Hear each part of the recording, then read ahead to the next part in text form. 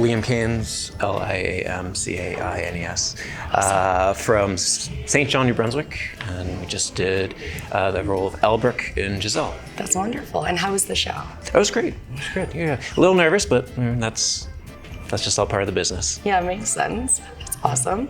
And I heard the audience was great today too. It's a very good audience. They were very receptive and showed a lot of appreciation for pretty much everything that was on stage, which is always nice to see. That's wonderful. I can't wait to see the show where we get to see you guys do 7 o'clock show. So we're really looking forward to it.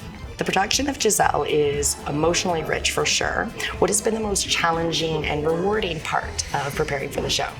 I think the most, besides getting in shape to do it, probably the most challenging when it comes to like the emotions and such is finding the balance and the difference between Act 1 and Act 2. I mean, Act 1 is up until the very end, it is a very joyous, very lighthearted nature. And then to sort of not only compare that or contrast that, but also find how to transition into much more somber and almost like guilt-driven second act. It's both the challenge, but also one of the things I love the most about performing is, trying to figure out how to tell those stories. Yeah, because there's quite a bit of acting in this show specifically, right? That's awesome. Yeah. And the crew here at OBT have been absolutely phenomenal, and it was definitely a less than orthodox way of preparing. I think I got the call maybe 5 or 6 weeks ago. Oh, really? And for a number of weeks we'd meet online through Zoom, myself, my partner Annette, Tanya. And so the hope was, we knew that I was only going to be able to come out here like 3 days before the shows. So we're like, okay, well, that's not enough time to create a set of piece. So we're like, okay, well, if we can just through discussion, kind of create the roadmap and get all the details of, okay, where are we looking, what are our arms doing, so when we need to be in sync, if we can kind of get that all clear, then hopefully in those 3 days, we can just quickly put all those pieces together, and so I think we succeeded. That's awesome. Yeah, that's definitely a difficult task to do something that is so different from the norm. Yeah, well, yeah, and usually this is the third time I've been able to be in a production of Giselle. And the other times, we'd have 2 months of 5 days a week rehearsals, and so this was different, but also makes it kind of exciting. Yeah, something new, eh? Right on. And super rewarding, I imagine, right, when you nail it. Very much so. Is there a certain move that, like, when you get it right, you just feel the magic on stage? Well, there's definitely a few technical elements, especially like in like my solo and whatnot, that when you nail it, you can't help but have that little grin on the inside, even if you're supposed to be lamenting. And but no, there's a few moments, especially like the relationship between LUXX and Giselle, throughout their whole relationship, where you can really connect with someone on stage and share and make it more than just acting, but actually experience it yourself, which so is nice. Oh, that sounds wonderful. And how does it differ from doing solo dancing to doing work with your partner? I think the thing I've often I've said to some people, and partnering was always my favorite aspect of dancing, because it's the one time that you really aren't alone. Like, even if you're in the ensemble, yes, you're dancing with 10, 12 other people, but at the end of the day, you're the only one standing on your feet. Like, you're the only one holding yourself up, and you're the only one who can get that job done. Whereas with the partnering, it's the one time that you actually get to rely and sometimes you literally lean on someone else and get to share that, which is nice. That sounds wonderful. Do you find that you can push yourself a little further because you do have someone there with you? Oh, absolutely. Especially when it comes to acting or being a character to actually have a set of eyes to look into. That's feeding back to you, what you need. Well, that sounds awesome. I know this production has some pre-ballet dancers in it. And so have you worked in a show like that before, or is that new for you? We're individuals who haven't trained. Yeah. It's not, I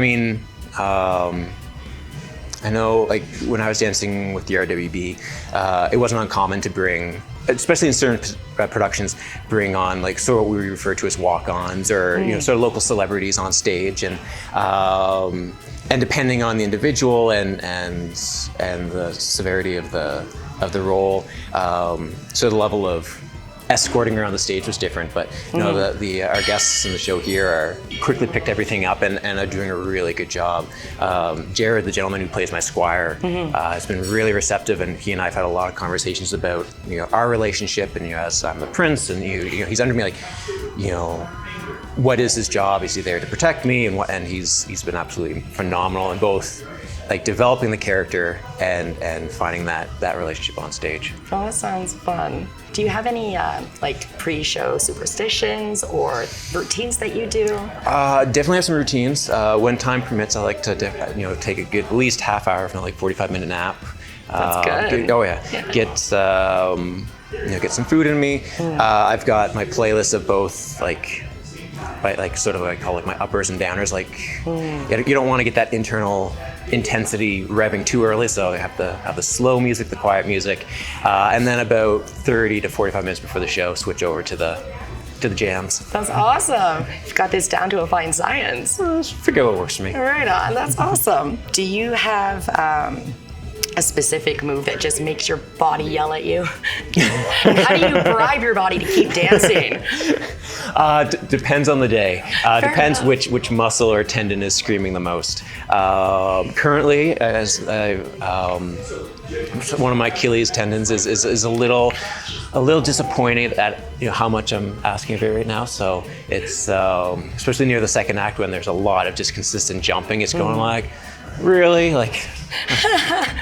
There's couches to sit on. Come on. Fair enough. Eh? Yeah, I was pretty fortunate. Like, in my career so far, I've only had one or two like serious injuries that have required like full rest for extended period of time. Like I was pretty fortunate that most of mine have been more along the lines of like, oh, okay, don't jump for a day or two, and I'll be fine. Well, that's good.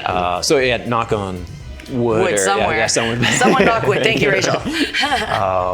But no, so and the fact that I had a coach one time, a colleague of mine turned to him and said, like, does it ever stop hurting? And he goes, yes, it's called 3 months after you retire. Yeah, fair enough, eh? But I consider myself fortunate that I'm starting to kind of wind down how much performing I'm doing, and, you know, no knee replacement surgeries or hip replacement, like nothing like that, which, you know, I know a number of colleagues have had to, in the end, resort to. So. Oh wow! Eh? So, no, I'm fortunate that way. That's awesome. Well, fingers crossed. Yes. Got 2 more shows. I think you'll fly right through it. I'm so excited about tonight. Like, honestly, is it 7 o'clock yet?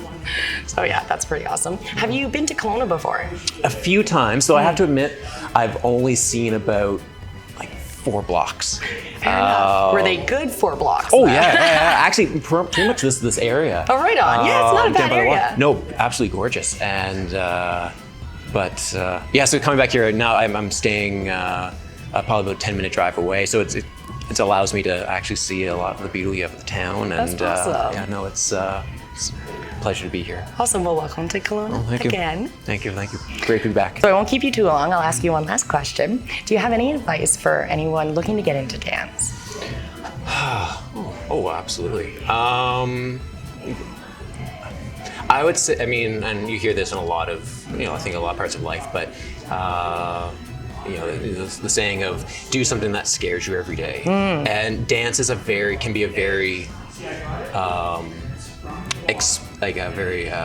exposing sort of activity where either it's just, sometimes even just the clothing, the leotards, the tights, can be shocking, but even later on, like on stage when, a choreographer asks you to go out and be a character and sometimes even like take pieces of yourself and present it to an audience, that can be very unnerving because you don't know how it's going to be received and you don't want to be guarded. But in my experience, all audiences are appreciative of that vulnerability, and so I'd say I get it. It's a scary first step, but it's also a very rewarding one.